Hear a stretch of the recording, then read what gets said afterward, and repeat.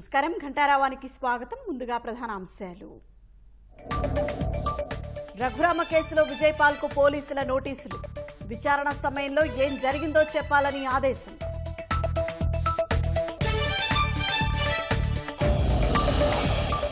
ముంబై నటిపై వేధింపుల కేసులో ఐపీఎస్ల చుట్టూ ఉచ్చు. విజయవాడ సిపిని కలిసి ఫిర్యాదు ఇవ్వనున్న బాధితురాలు.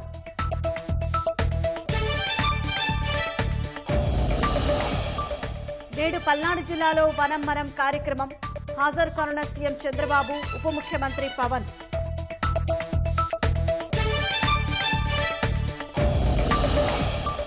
సాగునీటి సంఘాల ఎన్నికల నిర్వహణకు ప్రభుత్వం పచ్చజెండా.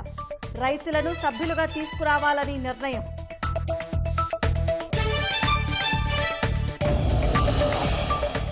మరో యాత్రకు సిద్ధమవుతున్న రాహుల్ గాంధీ. భారత్ డోజో యాత్రగా నామకరణం.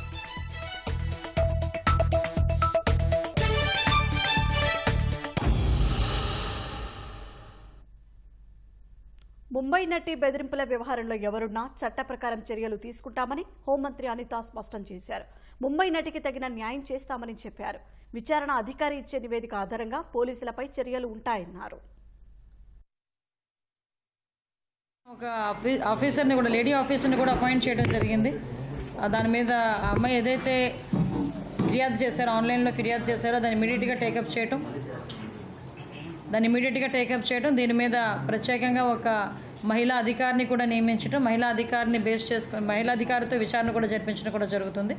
డెఫినెట్గా ఇందులో ఎవరైతే వాళ్ళు పోలీస్ ఆఫీసర్స్ అవనేయండి, పొలిటికల్ లీడర్స్ అవనేయండి, ఎవరున్నా కూడా ఆ అమ్మాయికి జరిగిన అన్యాయానికి న్యాయం చేకూర్చే దిశగానే ముందుకెళ్తాం. బాలీవుడ్ నటిని తప్పుడు కేసులో అరెస్టు చేసి పోలీసులు ఇబ్బందులకు గురి చేసినట్లు వచ్చిన ఆరోపణలపై డీజీపీ ద్వారకా తిరుమలరావు విచారణకు ఆదేశించారు. ఇందులో క్రియాశీలక పాత్ర పోషించిన నాటి బెజవాడ సిపి కాంతిరాణా, డీసీపీ విశాల్ గుడ్ని చుట్టూ ఉచ్చు బిగుస్తోంది.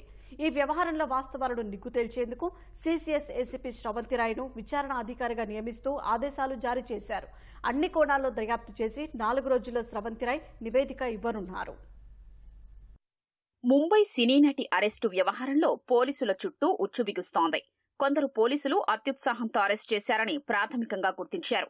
ఈ కేసుకు సంబంధించి నివేదిక ఇవ్వాలని విజయవాడ సిపి రాజశేఖర్ బాబును డీజీపీ ద్వారకా తిరుమలరావు ఆదేశించారు. ఇందులో భాగంగా ఈ ఏడాది ఫిబ్రవరిలో ఇబ్రాహీంపట్నం స్టేషన్లో ముంబై నటి, ఆమె కుటుంబ సభ్యులపై నమోదు చేసిన కేసుకు సంబంధించి సీడీ ఫైళ్లను సిపి తెప్పించి పరిశీలించారు. కేసు నమోదు, దర్యాప్తులో అనేక లొసుగులు ఉన్నట్లు గుర్తించారు. వీటిపై నివేదిక రూపొందించి డీజీపీకి అందజేశారు. పోలీసు అధికారులపై నటి చేసిన తీవ్ర ఆరోపణల దృష్ట్యా అధికారితో విచారణ చేయించారని డీజీపీ ఆదేశించడంతో శ్రవంతిరాయ్ను విచారణాధికారిగా నియమించారు. ముంబై నటి ఇవాళ హైదరాబాద్ నుంచి విజయవాడ రానున్నారు. సిపి రాజశేఖర్ బాబును ఆయన కార్యాలయంలో కలవనున్నారు. విజయవాడ పోలీసులు తనను ఇబ్బంది పెట్టిన తీరును సిపికి వివరించనున్నారు. అనంతరం విచారణా అధికారి శ్రవంతిరాయ్ను కలిసి తన వద్ద ఉన్న వివిధ పత్రాలు, ఆధారాల్ని అందించనున్నట్లు తెలిసింది. ఈ కేసులో ఫిర్యాదుదారు అయిన వైకాపా నేత కుక్కల విద్యాసాగర్ తనకు పంపిన అసభ్యకర చిత్రాలు, వీడియో కాల్స్ గురించి సమాచారాన్ని ముంబై నటి ఇవ్వనున్నారు. ముంబై నటిపై విజయవాడ పోలీసులు నమోదు చేసిన ఫోర్జరీ కేసును కూడా విచారణాధికారి పరిశీలించనున్నారు. జగ్గయ్యపేటలోని తన 5 ఎకరాల భూమి సొంతం చేసుకునేందుకు తన సంతకాన్ని ఫోర్జరీ చేసినట్లు విద్యాసాగర్ ఇచ్చిన ఫిర్యాదు మేరకు ఇబ్రాహీంపట్నం స్టేషన్లో కేసు నమోదు చేశారు. ఫిర్యాదు ఇచ్చిన వెంటనే కేసు నమోదు చేసి అప్పుడే దర్యాప్తు పూర్తి చేసి మరుసటి రోజు ముంబై వెళ్లి నిందితుల్ని అరెస్టు చేయడంపై అనుమానాలు ఉన్నాయని ముంబై నటి తరపు న్యాయవాది నర్రా శ్రీనివాసరావు ఆరోపిస్తున్నారు. మొత్తాన్ని గనక మనం పరిశీలించినట్లయితే ఇది ప్లాన్డ్గా, కావాలని, దురుద్దేశపూర్వకంగా ఈ కేసులో, అక్రమ కేసులో వాళ్ళని ఇరికించి వాళ్ళని ముంబై నుంచి ఇక్కడికి తీసుకొచ్చి ఒక పర్పస్ఫుల్గా చేశారనేటువంటిది మనకు స్పష్టంగా అర్థమవుతోంది. జైలు నుంచి బయటకు విడుదలైన తర్వాత కూడా వాళ్ళు ముంబై వెళ్లకుండా కండిషనల్ ఆర్డర్ బెయిల్లో పాస్ అయింది. అంటే 2 నెలల పాటు వాళ్ళు ఇక్కడే ఉండాలని, కోర్టు జ్యూరిడిక్షన్ వదిలి వెళ్ళకూడదని, అలాగనే ఇబ్రాహీంపట్నం పోలీస్ స్టేషన్లో వారానికి ఒకసారి సంతకాలు పెట్టాలని చెప్పేసి ఇదైంది. ఆ క్రమంలో కేసు మా దగ్గరకు వచ్చినప్పుడు ఆ కండిషన్ని రిలాక్సేషన్ చేయించి మెట్రోపాలిటన్ సెషన్ జడ్జి కోర్టు విజయవాడలో తర్వాత కేసు పూర్వపరాల మొత్తాన్ని పరిశీలించినట్లయితే ఇవన్నీ కూడా చాలా ఫాల్స్ కేసులు. ఎందుకంటే ముంబైలో ఈమె ఆల్రెడీ జందాల్ మీద ఒక కేసు నమోదు చేస్తే ఆ కేసును విత్డ్రా చేసుకోవడం కోసం ఆమెను అక్కడి నుంచి వాళ్ళ తల్లిదండ్రులతో పాటు కిడ్నాప్ చేసి తీసుకొచ్చి ఇక్కడికి సెల్ ఫోన్లు, వాళ్ళ ప్రాపర్టీ మొత్తం ఫ్రీజ్ చేయించేసి వాళ్ళకి లెటర్లు ఇచ్చి బ్యాంక్ వాళ్ళకి అదేవిధంగా అక్కడ ఉన్నటువంటి వాళ్ళందరికీ లెటర్లు ఇచ్చేసి చాలా ప్లాన్డ్గా ఒకే రోజు ఇవి చేయగలిగారు. ఎట్లా చేయగలిగారు అనేటువంటిది ఇప్పుడు ఇన్వెస్టిగేషన్లో తేలాలి. సినీ నటిపై పోలీసుల తీరును మహిళా సంఘాలు మండిపడుతున్నాయి. అన్యాయం జరిగితే న్యాయం చేయాల్సిన పోలీసులే ఓ మహిళపై అక్రమ కేసులు బనాయించడం ప్రజాస్వామ్యానికి మాయని మచ్చ అని అంటున్నారు. సినీ నటిని ఇబ్బంది పెట్టిన వారిపై చర్యలు తీసుకోవాలని కోరుతున్నారు. కేవలం ఒక వ్యాపారవేత్తని తప్పించడం కోసం మాజీ ముఖ్యమంత్రికి సలహాదారుడు, అలానే వాళ్ళ ప్రభుత్వ అధికారంలో ఐపీఎస్లు for the people, to the people, by the people అనేది మర్చిపోయి వైసీపీ ప్రభుత్వ హయాంలో ముఖ్యంగా పోలీస్ వ్యవస్థ అనేది దిగజారిపోయిందండి. ఇబ్రహీంపట్నంలో ఆవిడ మీద ఒక కేసు ఫైల్ చేయటం, వాళ్ళ కుటుంబాన్ని తీసుకురావటం కోసం హుటాహుటిన వీళ్ళు నలుగురు ఐపీఎస్ ఆఫీసర్లు వీళ్ళందరూ కలిసి ఫ్లైట్లో వెళ్ళి వాళ్ళని అరెస్ట్ చేయటం. ఏమండి, వాళ్ళు ఏమన్నా ఇంటర్నేషనల్ తీవ్రవాదులా, లేదా వాళ్ళు ఏమన్నా ఆర్థిక ఉగ్రవాదులా, దేశ సరిహద్దులు దాటి పారిపోతున్నారనుకోవడానికి? నాకు ఒక వ్యక్తి అన్యాయం చేశాడు, నన్ను నమ్మించి మోసం చేశాడు అని చెప్పి బాధితురాల తరపున నిలబడాల్సిన గత ముఖ్యమంత్రి ఆవిడ్ని బెదిరించటం, బ్లాక్మెయిల్ చేయటం ఎంత దౌర్భాగ్యం అండి. వాళ్ళని అరెస్ట్ చేయటం నిజంగా ఆంధ్రప్రదేశ్ అంటేనే మనమందరం సిగ్గుతో తలదించుకోవాల్సి వస్తుంది వైసీపీ పార్టీ వల్ల. న్యాయం జరిగిద్ది ఈ కూటమి ప్రభుత్వంలో అని చెప్పి మేమందరం కూడా మహిళలు అందరం బలంగా నమ్ముతున్నామండి. విజయవాడలోని జిల్లా కారాగారంలో ముంబై నటితో పాటు ఆమె తల్లిదండ్రులు 42 రోజుల పాటు రిమాండ్లో ఉన్నారు. ఈ సమయంలో పోలీసు ఉన్నతాధికారులు జైలుకు కూడా వచ్చి ముంబైలో కేసు వాపసు కోసం ఒత్తిడి చేసినట్లు ఆరోపణలు వచ్చాయి. వాస్తవాల్ని నిగ్గు తేల్చేందుకు కారాగారంలోని సీసీ కెమెరాల్లోని దృశ్యాల్ని కూడా పరిశీలించే అవకాశం ఉంది. కేసులో నిందితురాలిగా ఉన్న వ్యక్తి పోలీసులపైనే తీవ్ర ఆరోపణలు చేసిన దృష్ట్యా విచారణను లోతుగా చేస్తామని విజయవాడ సిపి రాజశేఖర్ బాబు తెలిపారు. దర్యాప్తులో అన్ని విషయాలు వెలుగులోకొస్తాయని, చట్టం ముందు అందరూ సమానులేనని స్పష్టం చేశారు. విచారణలో వెల్లడైన అంశాల ఆధారంగా తదుపరి చర్యలు ఉంటాయని చెప్పారు. సాగునీటి సంఘాల పునరుజ్జీవానికి ప్రభుత్వం చర్యలు చేపట్టింది. సంఘాలకు ఎన్నికల నిర్వహణతో పాటు ఎత్తిపోతల పథకాల పరిధిలోని రైతులను సాగునీటి సంఘాల్లో సభ్యులుగా తీసుకురావాలని నిర్ణయించింది. గత 5 ఏళ్లలో వైసీపీ ప్రభుత్వ నిర్లక్ష్యం కారణంగా అనేక ప్రాజెక్టుల్లో గేట్లు, కట్టలు కొట్టుకుపోయాయి. పంట కాలువలు పూడిక పేరుకుపోవడంతో పాటు ఆక్రమణల వల్ల నీటి సరఫరాకు ఆటంకాలు ఏర్పడ్డాయి. కొన్ని చోట్ల ఆక్రమణలు జరిగాయి. ఈ క్రమంలో సాగునీటి రంగాన్ని బలోపేతం చేసేందుకు సంఘాలకు ఎన్నికలు నిర్వహించే దిశగా కార్యాచరణను సిద్ధం చేసింది. రాష్ట్రంలో సాగునీటి సంఘాలకు 3 వారాల్లో ఎన్నికలు నిర్వహించాలని ప్రభుత్వం నిర్ణయించింది. గత 5 ఏళ్లలో రివర్స్ పాలన సాగించిన జగన్ సర్కార్ 2020లో సాగునీటి సంఘాల వ్యవస్థను రద్దు చేసింది. ఫలితంగా సంఘాలు నిర్వీర్యమై ప్రాజెక్టుల శివారు రైతులకు నీరందక అన్నదాతలు అనేక ఇబ్బందులు పడ్డారు. పులిచింతల, గుండ్లకమ్మ ప్రాజెక్టుల గేట్లు కొట్టుకుపోవడం, పంట కాలువలు, డ్రైన్లలో పూడిక పెరిగి చిన్నపాటి వర్షాలకే ముంపునకు గురికావడంతో రైతులు నష్టపోయారు. సాగునీటి సంఘాల ఆవశ్యకతను గుర్తించిన కూటమి ప్రభుత్వం రైతుల భాగస్వామ్యాన్ని పునరుద్ధరించే విధంగా ఎన్నికల నిర్వహణకు ఆమోదముద్ర వేసింది. ప్రస్తుతం 49,020 ప్రాదేశిక నియోజకవర్గాలు, 6,149 సాగునీటి వినియోగదారుల కమిటీ పరిధిలో ఎన్నికలు నిర్వహించనున్నారు. ప్రభుత్వ నిర్ణయంపై సాగునీటి రంగాల నిపుణులు హర్షం వ్యక్తం చేస్తున్నారు. 2019లో అధికారంలో వచ్చినటువంటి వైసీపీ ప్రభుత్వం అనాలోచితంగా ఇంకా టర్మ్ ఉండగా ఆల్ రద్దు చేశారు. నీటి యాజమాన్యాన్ని గాలికి వదిలేశారు. అల్టిమేట్గా ఆ గాలికి వదిలేయటం వల్ల ఎంత దారుణం అంటే గతం సీజన్ తీసుకున్న 23, 24 తీసుకుంటే అసలు డ్యాములో నీళ్లుండి, మన శ్రీశైలంలో నీళ్లుండి, సాగర్లో నీళ్లుండి, ఇక్కడ ప్రకాశం బ్యారేజ్లో నీళ్లుండి అసమర్థ నీటి యాజమాన్యం వల్ల ఒక అవినిగడ్డకు నీళ్ళల్లా కింద సీజన్లో. దీనికి ప్రధాన కారణం క్షేత్రస్థాయిలో పర్యవేక్షణ కొరవడింది. గౌరవ ముఖ్యమంత్రి నారా చంద్రబాబు నాయుడు గారిని, గౌరవ జలవనరుల శాఖ మంత్రి మన నిమ్మల రామానాయుడు గారిని అడిగిన వెంటనే 1 నెల రోజుల్లోనే కేబినెట్లో తీర్మానం చేసి ఈ సాగునీటి సంఘాల వ్యవస్థను పునరుద్ధరించి మళ్ళీ నీటి యాజమాన్యాన్ని రైతులకి అప్పచెప్తామని నిర్ణయించడం చాలా గొప్ప విషయం. సాగునీటి సంఘాల ద్వారా నీటి తీరువా వసూలు చేసి కాల్వలకు మరమ్మతులు చేయాలని నిపుణులు సూచిస్తున్నారు. ఈ నిధులతో పాటు ప్రభుత్వం అదనంగా మరిన్ని నిధులను కేటాయించినప్పుడే సాగునీటి సంఘాలకు ఆర్థిక జవసత్వాలు వస్తాయని చెబుతున్నారు. సాగునీటి కాలువల మీద, సాగునీటి చెరువుల మీద, డిస్ట్రిబ్యూటర్స్ మీద రైతులకి పర్యవేక్షణ ఇచ్చే కమిటీలుగాను, రాష్ట్ర ప్రభుత్వం ఇచ్చేటువంటి గ్రాంట్లన్నీ వాళ్ళ ద్వారా సక్రమంగా ఏ ఏటికి ఆ ఏడు మెయింటెనెన్స్ పనులు జరిగేటట్టుగానో చేస్తే అవి ప్రయోజనంగా ఉంటాయి. అట్లాంటి అన్నీ జరపాలి అంటే విభిన్న రైతు సంఘాలు ఉన్నాయి రాష్ట్రంలో. ఆ రైతు సంఘాలని, వ్యవసాయ కార్మిక సంఘాలని, కౌలు రైతు సంఘాలని అన్నింటి సమావేశపరిచి సమగ్రమైన చర్చ జరిపి రైతుల యొక్క ప్రయోజనాలు కాపాడే పద్ధతిలో నీటి సంఘాలు ఏర్పాటు చేయాలని ఆంధ్రప్రదేశ్ రైతు సంఘం కోరుతూ ఉన్నది. ఈ వాటర్ యూజర్ అసోసియేషన్స్ కానీ, ప్రాజెక్ట్ కమిటీస్ కానీ, లేకపోతే ఇంకేదైనా వీటికి సంబంధించి ఎన్నికలు జరిపేటప్పుడు ఖచ్చితంగా అది నాన్ పొలిటికల్గా జరగాలి. రాజకీయాలకు అతీతంగా ఉన్న వ్యక్తి మాత్రమే ఆ పోస్టులోకి వస్తే అది బాగుంటుందనేది నా అభిప్రాయం. కారణం ఏంటంటే కింద రైతులు అన్నప్పుడు రైతులు అన్ని పార్టీల వాళ్ళు ఉంటారు, అనేక రకాల మనుషులు ఉంటారు. ఒక నాన్ పొలిటికల్ పర్సన్గా ఉన్న అతనే దానికి సరైన న్యాయం చేయగలుగుతాడు అనేది నా ప్రధానమైనటువంటి అభిప్రాయం.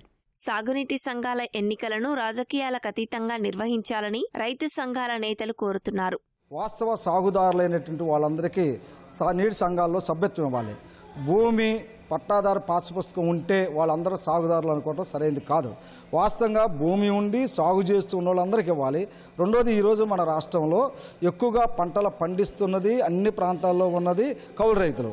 ఎవరైతే కౌలు రైతులు ఉన్నారో వాళ్ళు రుణార్హత కార్డులు, ఏదైతే కౌలు గుర్తింపు కార్డులు పొందిన వాళ్ళు ఉన్నారో వాళ్ళందరికీ కూడా నీటి సంఘాల్లో సభ్యత్వం ఇవ్వాలి.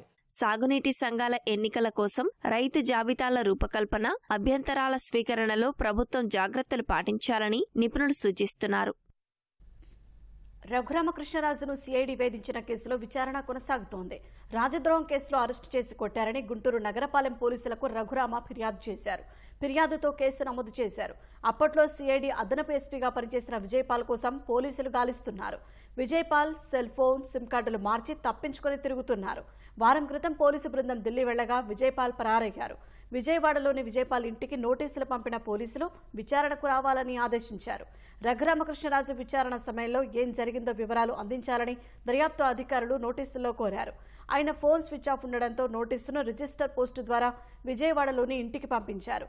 ఇదే కేసులో జగన్, సిఐడి పూర్వ డీజీ సునీల్ కుమార్, పిఎస్ఆర్ ఆంజనేయులు నిందితులుగా ఉన్నారు. వారికి కూడా నోటీసులు పంపి విచారణకు పిలవనున్నారు. రాష్ట్రంలో పచ్చదనం పెంపొందించేందుకు ప్రభుత్వం మనం వనం కార్యక్రమానికి శ్రీకారం చుట్టింది. పల్నాడు జిల్లా నరసరావుపేట మండలం కాకాని పంచాయతీ పరిధిలోని జేఎన్టీయూ ఆవరణలో ముఖ్యమంత్రి చంద్రబాబు, ఉప ముఖ్యమంత్రి పవన్ కళ్యాణ్ ఈ కార్యక్రమాన్ని ప్రారంభించనున్నారు. ఈ సీజన్లో ఒక్క పల్నాడు జిల్లాలోనే 10 లక్షల మొక్కలు నాటేలా జిల్లా అటవీ శాఖ అధికారులు లక్ష్యంగా నిర్దేశించుకున్నారు. ఇందులో భాగంగా ఇవాళ జేఎన్టీయూ వద్ద 6,000, జిల్లా వ్యాప్తంగా 3.5 లక్షల మొక్కలు నాటేలా ఏర్పాట్లు చేసినట్లు తెలిపారు. రావి, వేప, నాగబల్లి మొక్కలు నాటనున్నారు. ముఖ్యమంత్రి చంద్రబాబు, ఉప ముఖ్యమంత్రి పవన్ కళ్యాణ్ పర్యటన కోసం పూర్తి ఏర్పాట్లు చేశారు. వన మహోత్సవంలో అందరూ పాల్గొన్నారని ప్రజలకు విడుదల చేసిన వీడియో సందేశంలో డిప్యూటీ సీఎం పవన్ కళ్యాణ్ విజ్ఞప్తి చేశారు. మహోత్సవ కార్యక్రమాన్ని అందరూ సామాజిక బాధ్యతగా తీసుకోవాలని మనస్ఫూర్తిగా అభ్యర్థిస్తున్నాను. పర్యావరణ సమతుల్యత కోసం పచ్చదనాన్ని పెంచాలి అనేది ఎన్డీఏ కూటమి ప్రభుత్వ లక్ష్యం. 29% ఉన్న పచ్చదనం 50% తీసుకెళ్లాలే లక్ష్యంగా పనిచేస్తున్నాం. ఈ వన మహోత్సవ కార్యక్రమంలో మరొక ముఖ్య విషయం, వృక్ష జాతుల ఎంపిక చాలా కీలకం. అవి స్వదేశీ వృక్ష జాతులను ఎంపిక చేసుకోవటం చాలా అవసరం. స్థానిక వృక్ష జాతులు నాటడం ద్వారా జీవ వైవిధ్యాన్ని, నేల ఆరోగ్యాన్ని మరియు పర్యావరణం మరియు మానవ ఆరోగ్యాన్ని కాపాడిన వాళ్ళు అవుతాం. అందుకే దేశవాళీ చెట్లు పెంచడం చాలా అవసరం. మన దేశ భూ వాతావరణ జీవ వైవిధ్యాన్ని ముప్పు కలిగించే అన్య దేశ జాతుల్ని నాటడం మనందరం మానుకోవాలి. చూడటానికి మొక్క ఆకర్షణీయంగా ఉంది, మొక్క నాటితే ఏపుగా పెరిగిపోతుంది, నిర్వహణ ఖర్చులుంటాం అని చెప్పి ఎవెన్యూ ప్లాంటేషన్ పేరు మీద గత దశాబ్ద కాలంలో అన్య దేశ వృక్ష జాతులైన కోనాకార్పస్, ఏడాకుల పాల, మడగాస్కర్ ఆల్మండ్, ఆస్ట్రేలియా తుమ్మ లాంటి వృక్ష జాతుల్ని విరివిగా నాటేశాం. వీటి మూలంగా పర్యావరణానికి ప్రయోజనం కంటే కూడా ఆరోగ్యం మీద, భూగర్భ జల సంపద మీద చాలా తీవ్ర ప్రభావం చూపుతా ఉంది. అందరూ ఆ ప్రాంత జీవ వైవిధ్యాన్ని పెంపొందించే స్వదేశీ జాతులను మాత్రమే నాటాలి అనేది ఏ దేశపు వృక్ష శాస్త్రజ్ఞుల్ని అడిగినా చెప్పే మాట ఇది. కానీ ఆ వాస్తవాన్ని విస్మరించి విదేశీయ మొక్కల మోసుతో రాష్ట్రమంతటా కోనాకార్పస్తో నింపేశారు. కోనాకార్పస్ అసలు మొదట పరిచయం చేసిన అరబ్ దేశాలే దాన్ని నిషేధించినాయి. ఎందుకంటే దాని దుష్ప్రభావాలను గుర్తించినాయి. గుర్తించిన వెంటనే నిషేధించారు, తీసేశారు. మన దేశంలో తెలంగాణ, గుజరాత్, కర్ణాటక, అస్సాం ప్రభుత్వాలు కూడా వీటిని నిషేధించినాయి.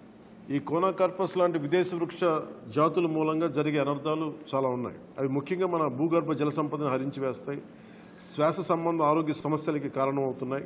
కోనాకార్పస్ ఎలాంటి వృక్ష జాతి అంటే పశువులు తినవు, పక్షులు గూడు పెట్టవు, కనీసం పక్షులు కూడా వాలవు. చెట్టుని చేమని ఆధారంగా చేసుకుని బతికే క్రిమికీటకాలు కూడా ఈ చెట్లు జోలికి రావు. పక్షులే దూరంగా ఉండే ఈ మొక్కల్ని మనం మోజులో పడి ఎందుకు వేయాలి అనేది కీలకమైన ప్రశ్న.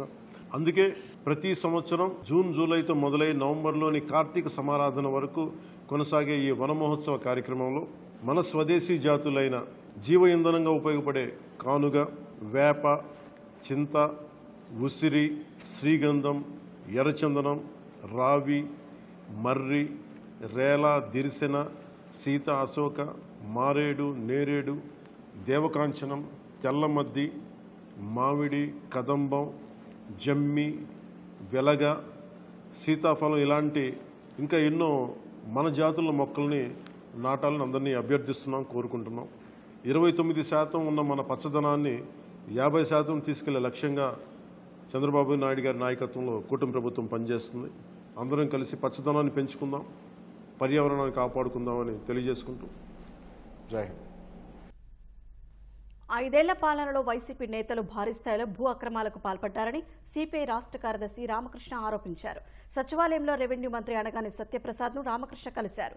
విజయవాడలో నిర్వహించిన భూ సదస్సులో వచ్చిన 1600 అర్జీలను మంత్రికి అందజేశారు. జగన్ సొంత జిల్లాలో 22A అడ్డం పెట్టుకుని పేదల భూములు కొట్టేశారని రామకృష్ణ ఆరోపించారు. వీటన్నింటిపై పూర్తిస్థాయి విచారణ చేయించాలని కోరారు.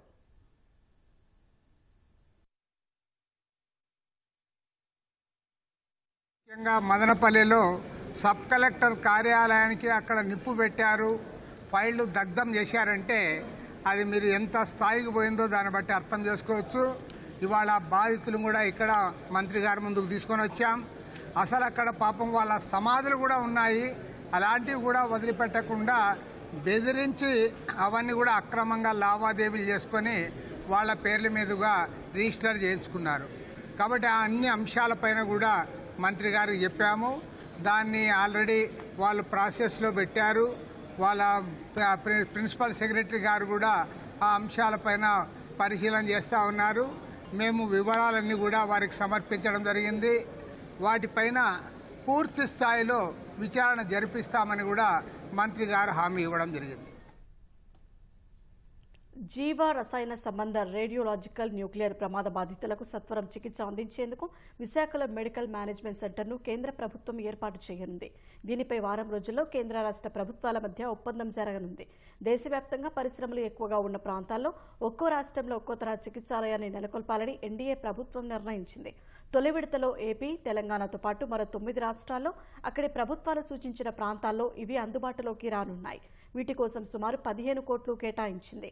రాష్ట్రానికి సంబంధించి విశాఖలోని విశాఖ ఇన్స్టిట్యూట్ ఆఫ్ మెడికల్ సైన్సెస్లో సుమారు 2 ఎకరాల స్థలాన్ని ఇందుకు ఎంపిక చేశారు. ఈ చికిత్సాలయానికి నలువైపులా రోడ్లు, ఒకేసారి ముందు భాగంలో కనీసం 5 అంబులెన్సులు నిలిపేలా పార్కింగ్ ప్రదేశం ఉండాలని కేంద్ర ప్రభుత్వం నిర్దేశించింది. కొత్తగా స్థాపించే వైద్య కేంద్రంలో ఐసీయూలో 5, సాధారణ వార్డులో 10 చొప్పున పడకలు ఉంటాయని విమ్స్ డైరెక్టర్ డాక్టర్ రాంబాబు తెలిపారు. వెంటిలేటర్లు, మానిటర్లు, infusion pumps, non circulating ventilation వంటి అత్యాధునిక సదుపాయాలు సమకూరుతాయన్నారు. విమ్స్లో ప్రస్తుత వైద్య సేవలకు అదనంగా ఇవి అందుబాటులోకి రానున్నాయని వివరించారు. అనంతపురం జిల్లా పామిడి సమీపంలోని జాతీయ రహదారిపై జరిగిన ప్రమాదంలో 2 అన్నదమ్ములు చనిపోయారు. మధ్యప్రదేశ్ నుంచి కేరళకు వెళ్తున్న కారు కుక్కను తప్పించబోయి అదుపు తప్పి బైకును ఢీకొట్టడంతో ప్రమాదం జరిగింది. ఈ ఘటనలో అన్నదమ్ములు 2 చనిపోయారు. కారు అదుపు తప్పి గుంతలోకి దూసుకెళ్లింది. కారులో ప్రయాణిస్తున్న 10 మందికి పైగా తీవ్రంగా గాయపడ్డారు. క్షతగాత్రులను పామిడి ప్రభుత్వ ఆసుపత్రికి తరలించారు. 3 పరిస్థితి విషమంగా ఉంది. వారిని అనంతపురం ఆసుపత్రికి తీసుకెళ్లారు. ప్రమాదంలో మృతి చెందిన 2 గార్లదిన్నె మండలం కల్లూరుకు చెందిన సాయి కుమార్, చిన్నబాబుగా పోలీసులు గుర్తించారు.